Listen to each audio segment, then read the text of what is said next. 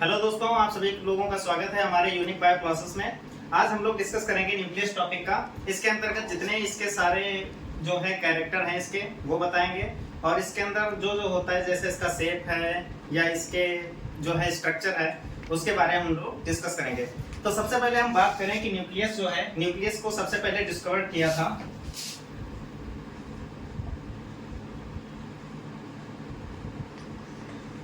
Discovered by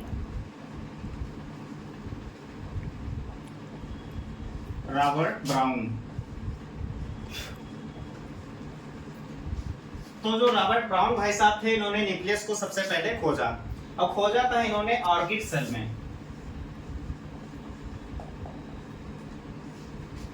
real बात ये थी कि ऑर्किड सेल में ये एक्चुअल में ये न्यूक्लियस को नहीं खोज रहे थे। ये ऑर्किड सेल जो थी ये स्टडी कर रहे थे पॉलन ग्रेन्स की।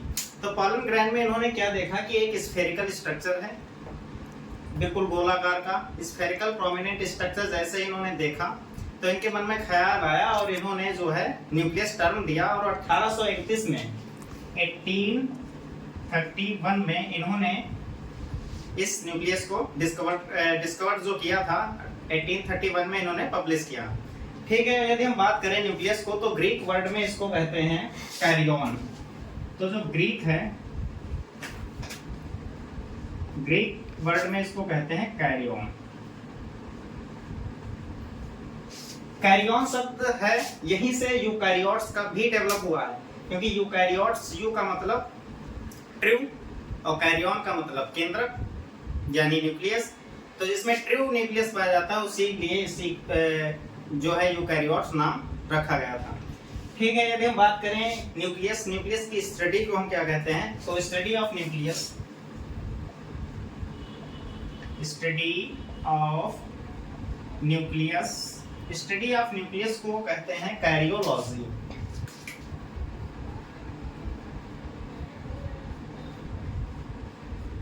कैरियोलॉजी, तो कैरियोलॉजी में किसका अध्ययन करते हैं हम लोग, न्यूक्लियस का।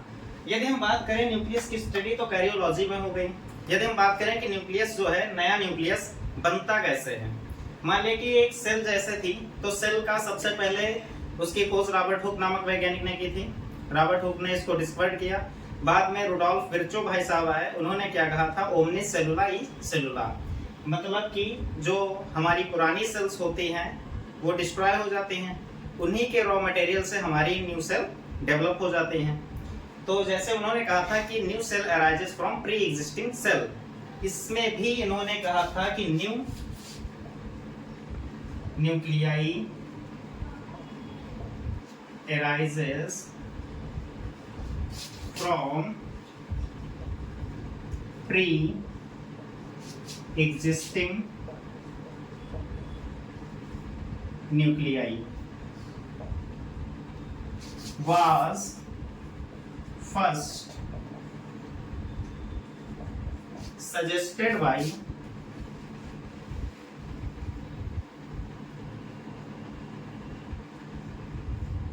स्ट्रॉसबर्गर।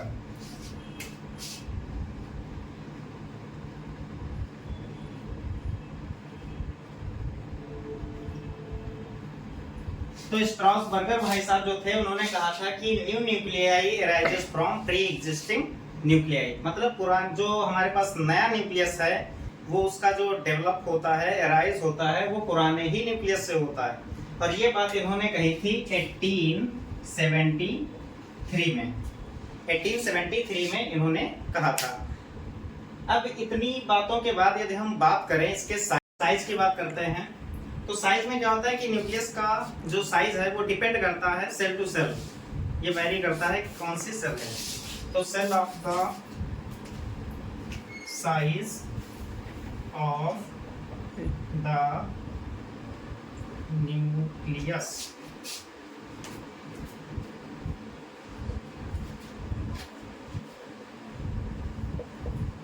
तो साइज ऑफ द न्यूक्लियस जो होता है वेरिएबल होता है, वो डिपेंड करता है कि सेल कौन सी, सेल टू सेल। वैसे जनरली एक डेटा जो है वो मेंशन होता है 5 to 30 माइक्रोन का, 5 to 30 माइक्रोन का होता है। यदि हम देखें कि metabolically active cell size of the nucleus, जो मेटाबॉलिकली एक्टिव सेल होती है जो डिवाइडिंग के लिए बिल्कुल प्रिपेयर रहती है। मेटाबॉलिकली एक्टिव सेल जो होती है उसका यदि न्यूक्लियस देखा जाए तो लार्जर होता है किसके, तो metabolically active cell size of the nucleus is larger than metabolically inactive cell. जो इनएक्टिव सेल का न्यूक्लियस होता है उससे जो है बड़ी होती है मेटाबॉलिकली एक्टिव सेल का न्यूक्लियस। ठीक है, तो साइज हो गया। अब इसके बाद यदि हम बात करें जो है केमिकल कंपोजिशन का, तो केमिकल कंपोजिशन की यदि हम बात करते हैं, chemical composition,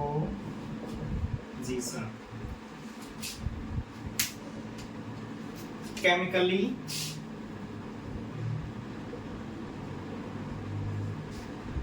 nucleus is the consist of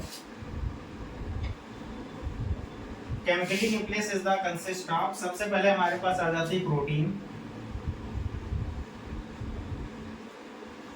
about protein हमारे पास आ जाती है लगभग 75% तक। और यदि हम इसके बाद बात करें फास्फोलिपिड की, फास्फोलिपिड,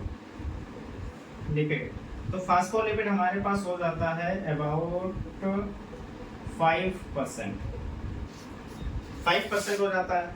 यदि हम डीएनए कंटेंट की बात करते हैं, डीएनए हमारे पास हो जाता है लगभग 10%। डीएनए हमारे पास 10% हो जाता है और बचा हमारे पास क्या, आरएनए। आरएनए हमारे पास होता है 2 से 3%। तो बात करें chemically nucleus is the consist of protein, about 75% होता है। 75 डेटा जो है ये जगह जगह पर 70 भी मिलता है, यदि 70 आप करना चाहें तो 70 भी कर सकते हैं। 70% फास्फोलिपिड अबाउट 5%, डीएनए 10% के इधर उधर होता है, आरएनए 2 से 3%। यदि आप इसको जोड़कर पूरा 100 देखेंगे तो 100 आपको नहीं मिल सकता, क्योंकि अभी इसमें बहुत सारे हो सकते हैं और इसमें अबाउट पहले से दिया है कि आपका लगभग में 75, 10, 2.5, 2 से 3% ये सब डेटा है। ठीक है, यदि हम इतना हो गया है साइज। तो दोस्तों जैसे हमने अपने लोगों ने केमिकल कंपोजिशन पूरा पढ़ लिया। अब इसके कुछ हम लोग फीचर्स की बात कर लेते हैं। जैसे हमारे पास न्यूक्लियस जो होता है, न्यूक्लियस जो होता है स्फेरिकल शेप जनरली होता है, most of the spherical shape, mostly spherical and oval shaped। तो न्यूक्लियस हमारे पास जनरली कैसा देखा जाता है, स्फेरिकल एंड ओवल शेप्ड। और कभी कभी क्या होता है कि कुछ जो सेल्स होती है उसमें फ्लैटेंड टाइप का भी दिख जाता है, फ्लैट न्यूक्लियस होता है। ठीक, वो बहुत ही रेयर केस में होता है। जनरली कैसा होता है, स्फेरिकल होगा और ओवल शेप्ड होगा। और यदि हम बात करें प्रॉपर्टी किसकी होती है, जैसे हमने बात की थी कि कार्योन शब्द जो है इसी से यूकैरियोट्स बने हैं, तो जनरली ये प्रॉपर्टी किसकी होती है, तो ये पहला पॉइंट। दूसरा, प्रॉपर्टी ऑफ यूकैरियोट्स, तो ये प्रॉपर्टी किसकी होती है, यूकैरियोट्स की। और यदि हम इसकी संख्या की बात करें कि सेल में कितनी होती है, तो जनरली 1 in नंबर,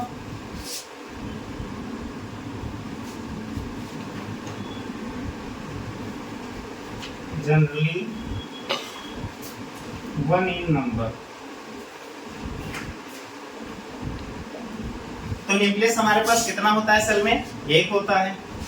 और कुछ एक्सेप्शंस भी हैं, जैसे एक्सेप्शंस हम लोग लिख लेते हैं।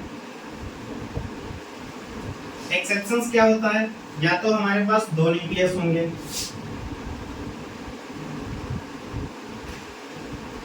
या तो हमारे पास मैनी न्यूक्लियस होंगे,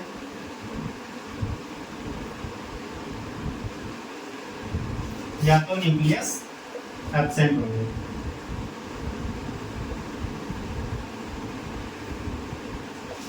देखिए दो न्यूक्लियस होंगे, या तो माइनी न्यूक्लियस होंगे या तो न्यूक्लियस एब्सेंट होंगे। ये एक्सेप्शन में आता है, मोस्टली जो होता है न्यूक्लियस 1 इन नंबर होता है।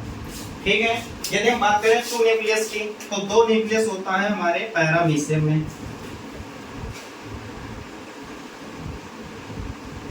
यदि आप पैरामीशियम देखेंगे जो इनवर्टिब्रेट्स में होता है पैरामीशियम, और प्रोटोजोआ में होता है पैरामीशियम, तो पूरा पैरामीशियम जो होता है उसमें 2 न्यूक्लियस होते हैं, एक माइक्रो न्यूक्लियस होता है, एक माइक्रो न्यूक्लियस, एक छोटा एक बड़ा होता है। माइनी न्यूक्लियस में बात करें तो इसमें आ जाता है हमारा टैपिटम, टैपिटम आ जाता है। और न्यूक्लियस एब्सेंट किसमें होता है, एक तो हमारे पास आरबीसी आ जाती है, एक आ जाता है हमारे पास सीयू ट्यूब्स।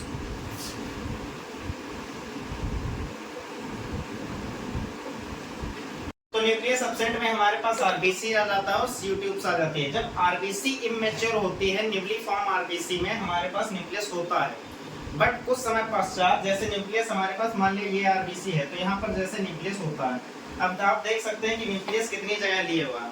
जब ये मैच्योर अवस्था में जाती है तो आरबीसी जो होती है, इसको मैच्योरेशन के लिए इसमें जो जितना इसको रिक्वायर्ड न्यूट्रिएंट चाहिए उसके लिए इसमें जगह नहीं होती। तो मैच्योर जैसे जैसे ये बढ़ती है मैच्योरेशन की तरफ, तो इसमें से न्यूक्लियस जो होता है यहाँ से हट जाता है।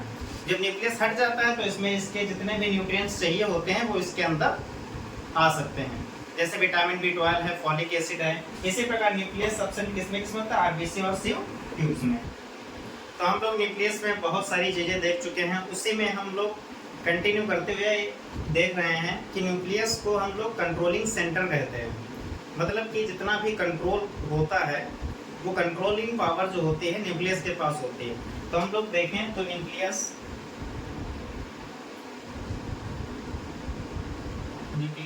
Is the controlling centre of nucleus is the controlling centre of cell. तो nucleus is the controlling centre of the cell. अब इसको हम लोग कंट्रोलिंग सेंटर जो है कहते क्यों हैं? हम लोग इसलिए कहते हैं क्योंकि most of the genetic material, जितना भी जेनेटिक मटेरियल होता है वो सारा जेनेटिक मटेरियल हमारे न्यूक्लियस के अंदर प्रेजेंट होता है। यदि हम इसको लिखें क्यों होता है, ये मान लिया कि assertion question, nucleus is the controlling centre of the cell, तो हमारे पास रीजन होगा इसलिए यह कि most of the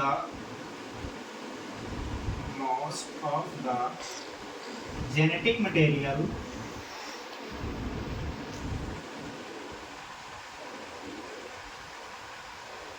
present inside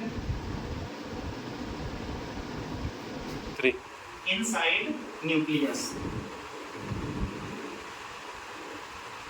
तो हमारे पास nucleus is the controlling centre of the cell.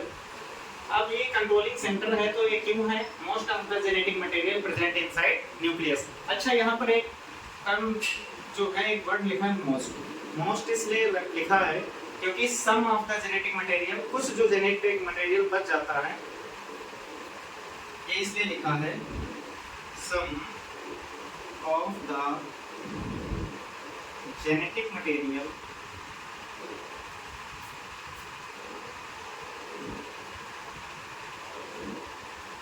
also present in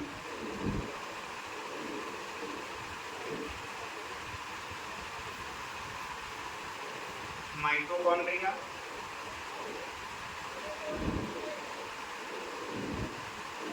and chloroplast। तो हमारे पास most of the genetic material किसके पास प्रेजेंट होता है? न्यूक्लियस के पास। और some of the genetic material जो बच जाता है वो कहाँ पर हमको मिलता है? माइटोकॉन्ड्रिया में और क्लोरोप्लास्ट में। ये हमारे पास हो गया कुछ जो है सारे पॉइंट्स हो गए। अब हम लोग आगे इसके बात करते हैं स्ट्रक्चर की। तो ये सारा कंप्लीट हो गया। अब हम लोग इसके स्ट्रक्चर की तरफ बढ़ते हैं। तो इतने जो है पॉइंट्स कंप्लीट होने के बाद हम लोग इसके स्ट्रक्चर पर पढ़ते हैं और स्ट्रक्चर में हम लोग पूरा डायग्राम बनाकर पूरा एक स्टेप बाय स्टेप समझते हैं। तो हम लोग इसके स्ट्रक्चर की बात करें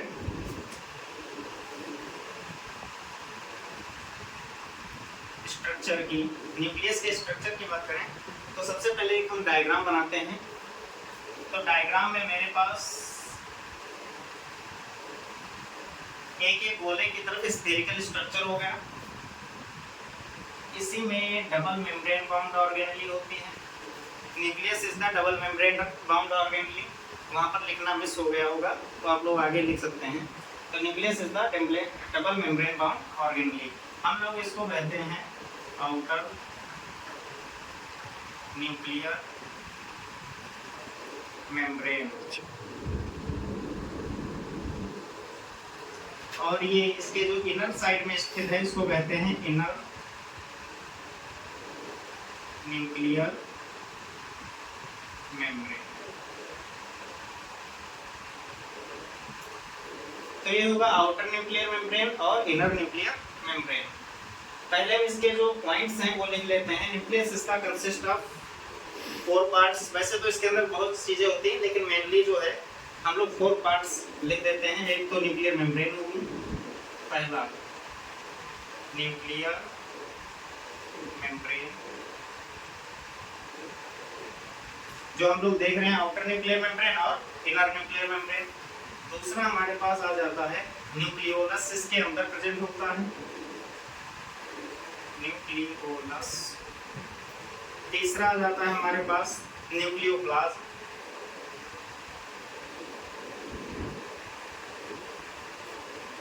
चौथा आ जाता है हमारे पास क्रोमैटिन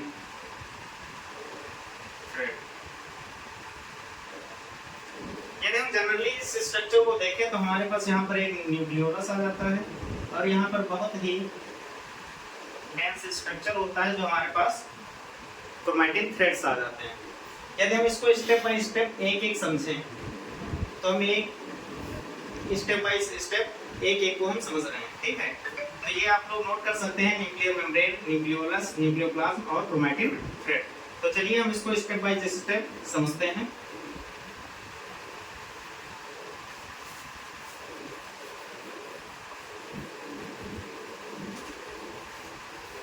मान लिया ये मेरे पास एक स्ट्रक्चर हो गया,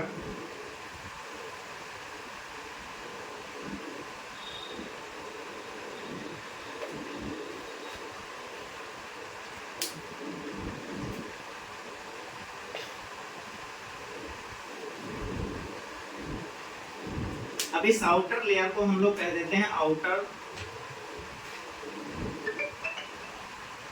न्यूक्लियर मेम्ब्रेन। ये आउटर न्यूक्लियर मेम्ब्रेन हो गई और इसके हम लोग नीचे वाली लेयर को जो इनर साइड में स्थित है इसको हम लोग कहते हैं इनर न्यूक्लियर मेम्ब्रेन। अब इसके बीच में देखिए इनर और आउटर के बीच में जो स्पेस बच जाता है, तो ये आउटर न्यूक्लियर मेम्ब्रेन और इनर न्यूक्लियर मेम्ब्रेन के बीच में जो स्पेस बच जाता है इसको हम लोग कहते हैं पेरी न्यूक्लियर स्पेस। इसको हम लोग कहते हैं peri nuclear space. Peri nuclear space जो होता है ये लगभग 10 to 50 नैनोमीटर का होता है। Peri nuclear space is separating nucleoplasm from cytoplasm. ये न्यूक्लियस है तो इसके अंदर क्या होगा न्यूक्लियोप्लाज्म,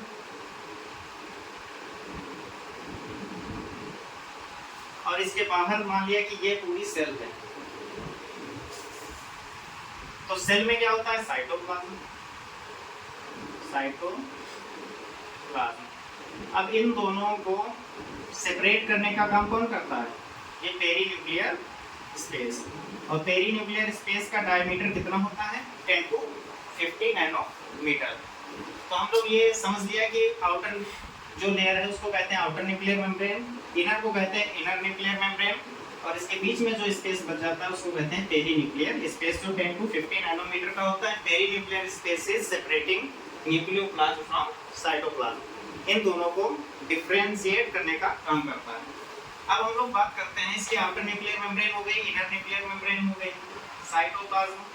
अब इसमें जो न्यूक्लियोलस होता है तो न्यूक्लियोलस का हम लोग छोटा सा ब्रीफ इंट्रोडक्शन हम लोग यही लेते हैं। तो यहाँ पर जो न्यूक्लियोलस होता है तो इसका हम लोग जो है ब्रीफ में पढ़ लेते हैं कि न्यूक्लियोलस जो होता है डेंसली स्ट्रैंड होता है, स्फेरिकल शेप्ड होता है और नॉन मेम्ब्रेन बाउंड होता है। इसमें कोई मेम्ब्रेन नहीं होती है और ये विजिबल होता है नॉन डिवाइडिंग सेल में।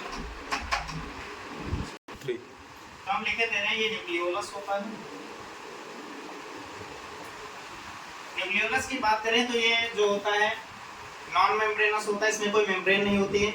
यदि हम इसकी विजुअलाइजेशन की बात करें तो ये हमें केवल दिखता है नॉन डिवाइडिंग सेल में। जब सेल डिवाइड कर जाती है तो न्यूक्लियोलस उसमें डिसअपीयर हो जाता है। तो हमको न्यूक्लियोलस किस में देखेगा? नॉन डिवाइडिंग सेल में। डेंसली स्टैंड होता है और तो न्यूक्लियोलस कंप्लीट हो गया। तो न्यूक्लियोलस और न्यूक्लियोप्लाज्म, आउटर न्यूक्लियर मेम्ब्रेन, ये हो गया। अब हम लोग बात करते हैं इसमें जो होता है इसके आगे इसमें जो कोर कॉम्प्लेक्स होते हैं हम लोग उसकी बात करते हैं। तो हम लोग कोर कॉम्प्लेक्स का डायग्राम बनाकर देख लेते हैं पर कि कोर कॉम्प्लेक्स होता क्या है। कि कोई भी एक मॉलिक्यूल न्यूक्लियस के अंदर एंट्री लेता है तो किस प्रकार लेता है, कैसे जाता है, उसके लिए क्या व्यवस्था पहले से होती है। तो हम लोग इसको जानने के लिए हम एक डायग्राम जो है बनाए लेते हैं।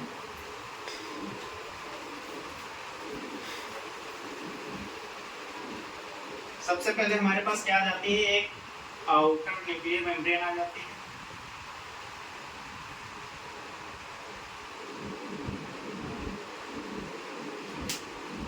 और इसके अंदर हमारे पास क्या आ जाती थी? Inner nuclear membrane.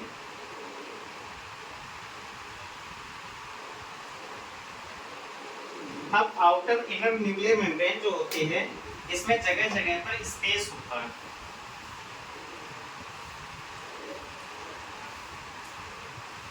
मान लिया ऐसे स्पेस हो गया और ये स्पेस क्या करता है कि यहाँ पर ये फ्यूज हो जाती है। जहां पर आउटर न्यूक्लियर मेम्ब्रेन, हम लोग इसको न्यूक्लियर कोर कहते हैं। तो इसको हम लोग कहते हैं न्यूक्लियर कोर। तो जहां पर आउटर और इनर न्यूक्लियर मेम्ब्रेन जहां पर फ्यूज हो जाती है उसके बीच में जो स्पेस बचता है उसको हम लोग कहते हैं न्यूक्लियर कोर।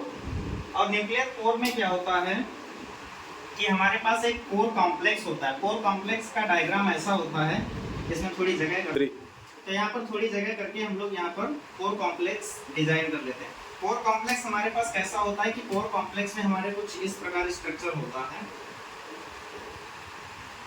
अब ये कुछ इस प्रकार स्ट्रक्चर हमारे पास हो गया, इसको हम लोग कह देते हैं core complex. Core complex, core complex क्या करता है? जैसे गार्ड होते हैं, गार्ड हमारे पास गेट के बाहर खड़े होते हैं और कोई आने जाने वाले को देखते रहते हैं कि किसको अंदर आना है, किसको बाहर जाना है। तो ये भी क्या करते हैं? Core complex they guard entry and exit of molecule. उनको देखते रहते हैं कि किसको अंदर मॉलिक्यूल्स को जाना है, किसको आना है अंदर। जैसे प्रोटीन जो होता है, जो प्रोटीन बनकर न्यूक्लियस को जो जरूरत होती है तो प्रोटीन्स को यही इंडिकेट करता है कि ये प्रोटीन अंदर जाएगी या नहीं जाएगी। तो कोर कॉम्प्लेक्स का यही काम करता है, एकदम गार्ड की तरह काम करता है। तो न्यूक्लियर कोर हो गया, कोर कॉम्प्लेक्स हो गया। अब हम लोग बात करते हैं इसमें जो क्रोमैटिन मटेरियल होता है। तो क्रोमैटिन मटेरियल को जानने के लिए हम लोग सबसे पहले एक डायग्राम बनाते हैं न्यूक्लियस का अच्छा सा। तो इसके पहले हम क्रोमैटिन मटेरियल को जानने के पहले हम लोग कुछ डीएनए को समझ लेते हैं कि डीएनए को कहते हैं डीऑक्सीराइबोन्यूक्लिक एसिड। अब डीएनए कंटेंट जो होता है लगभग एक सेल में, वन सेल में डीएनए कितना होता है? डीएनए अप्रोक्सीमेटली 2.2 मीटर का होता है वन सेल में। वन सेल में डीएनए होता है 2.2 मीटर।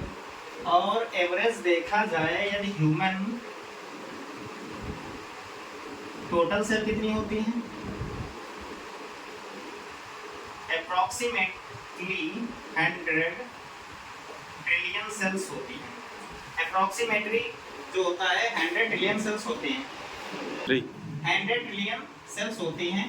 ये डेटा अप्रोक्सीमेटली है, कोई कंफर्म डेटा नहीं है, एक एवरेज ले लिया गया कि ह्यूमन सेल में टोटल 100 ट्रिलियन सेल्स होती हैं। यदि हम लोग इसका पूरा मल्टीप्लिकेशन करें तो लगभग 2.2 मीटर इंटू 100 ट्रिलियन करें, 100 ट्रिलियन करें तो हमारे पास आ जाता है 220 ट्रिलियन। मतलब हमारे पास कितना मीटर डीएनए हो सकता है? 220 ट्रिलियन मीटर डीएनए हो सकता है। अब हम लोग बात करते हैं कि डीएनए हमको दिखा कैसे। डीएनए दिखा उसके पहले जो क्रोमैटिन थ्रेड जो हमने पढ़ा कि न्यूक्लियस के अंदर क्रोमैटिन थ्रेड्स पाए जाते हैं, तो उसको किस प्रकार खोजा गया। जैसे ये न्यूक्लियस है, ये न्यूक्लियस है हमारे पास। अब न्यूक्लियस के अंदर कुछ इस प्रकार का मटेरियल पड़ा है। अब इसमें क्या किया कि फ्लेमिंग भाई साहब आए, फ्लेमिंग भाई साहब ने क्या किया, इसमें ऐड कर दिया बेसिक डाई,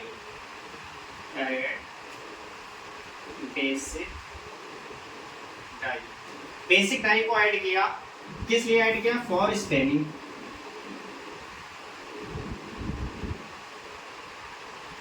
इसमें स्टेन होकर देखते हैं क्या आता है। तो इन्होंने जैसे ऐड किया तो इनको क्या मिला कि एक ये न्यूक्लियस है और न्यूक्लियस के अंदर कुछ इस प्रकार का इनको स्ट्रक्चर दिखा। इस प्रकार का स्ट्रक्चर दिखा, कुछ जगह पर ये इस प्रकार का स्ट्रक्चर था। कहीं पर डार्क स्ट्रैंड था, कहीं पर लाइट स्ट्रैंड था। और इस कलरफुल थ्रेड को, ये कैसा है? कलरफुल थ्रेड दिख रहा है, कलरफुल थ्रेड।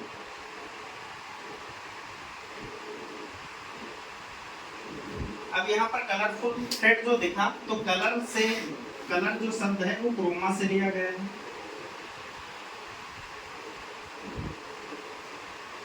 क्रोमा से लिया गया है। और थ्रेड का मतलब होता है टिन। तो इन दोनों शब्दों को मिलाकर एक शब्द बना दिया क्रोमैटिन। क्रोमैटिन। तो क्रोमैटिन शब्द कहाँ से निकला? कलरफुल, कलर का मतलब क्रोमा, थ्रेड का मतलब टिन, और मिलाकर एक शब्द बन गया क्रोमैटिन। अब यहाँ पर जो ये डेंसली स्टैंड जो दिख रहा है, ये डार्क स्टैंड जो है, इसको हेटेरोक्रोमैटिन कहा जाता है। हेटेरोक्रोमैटिन से पहले इन्होंने इसको बीड्स कहा था। बीड्स लाइक जैसे मोती, एक माला होता है तो एक धागे में जो मोती होते हैं उसी को बीड्स हम लोग कहते हैं। तो बीड्स कुछ इस प्रकार दिखा, तो इन्होंने इसको बीड्स कह दिया और इसी बीड्स को न्यूक्लियोसोम कहा गया। न्यूक्लियोसोम। तो न्यूक्लियोसोम किसको कहा गया? बीड्स को कहा गया। इसी को बीड्स ऑन स्प्रिंग भी कहा जाता है। Beads on string. Beads on string का मतलब कि मोतियों का माला। मान लिया कोई एक थ्रेड है, उसमें छोटे छोटे मोती लगे हैं जगह जगह पर। जो मोती है उसको डार्क स्टैंड जो है उसको न्यूक्लियोसोम कहा गया, और जो लाइट स्टैंड है वो एक धागे के रूप में दिखा। और इसको एक्चुअल में देखा जाए तो हम लोग एक नया डायग्राम बना लेते हैं। तो नया डायग्राम मेरा होगा, क्रोमैटिन का हमको किस प्रकार का दिखा? एकदम मोती के माला जैसा। तो हम लोग मोती के माले जैसा एक डायग्राम बना लेते हैं, फिर देखते हैं कि उसमें जो डार्क स्टैंड है उसको क्या कहा गया और जो लाइट स्टैंड है उसको क्या कहा गया। तो हम लोग एक डायग्राम को ड्रॉ करते हैं, कुछ इस प्रकार होगा। जैसे ये एक डायग्राम है, तो इस डायग्राम में जैसे यहाँ पर एक बीड्स की तरह जैसे वहाँ पर बनाया था, ये डार्क स्टैंड है और ये जगह जगह पर लाइट स्टैंड है। जो डार्क स्टैंड है हमारे पास, इसको कहते हैं heterochromatin.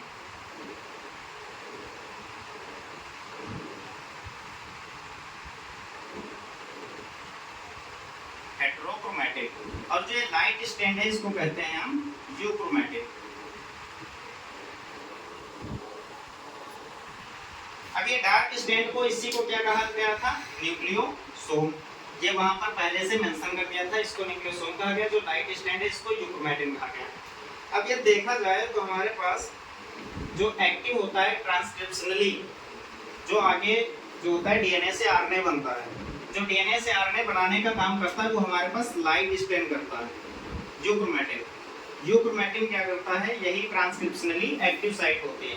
Heterochromatin transcriptionally active site नहीं होती है। तो हम लोग जब टॉपिक उठाएंगे तो इसमें डीएनए के बारे में समझेंगे। तो डीएनए किस प्रकार रैप्ड होकर क्रोमोसोम में बदलता है ये हम लोग समझेंगे, और हेटेरोक्रोमैटिन किस प्रकार वर्क नहीं करता है ट्रांसक्रिप्शनली, यूक्रोमैटिन कैसे वर्क करता है हम लोग ये समझेंगे। तो नेक्स्ट टॉपिक में हम इसको पूरी डिटेल में समझेंगे कि क्रोमोसोम ये पूरा कंडेंस होके किस प्रकार हिस्टोन प्रोटीन के अंदर कंडेंस होके एक स्ट्रक्चर ये इस प्रकार का जो हम लोग पढ़ते हैं वो किस प्रकार फॉर्म होता है। हम लोग इसके बारे में नेक्स्ट टॉपिक में पढ़ेंगे। ठीक है दोस्तों, आप सभी लोगों का धन्यवाद।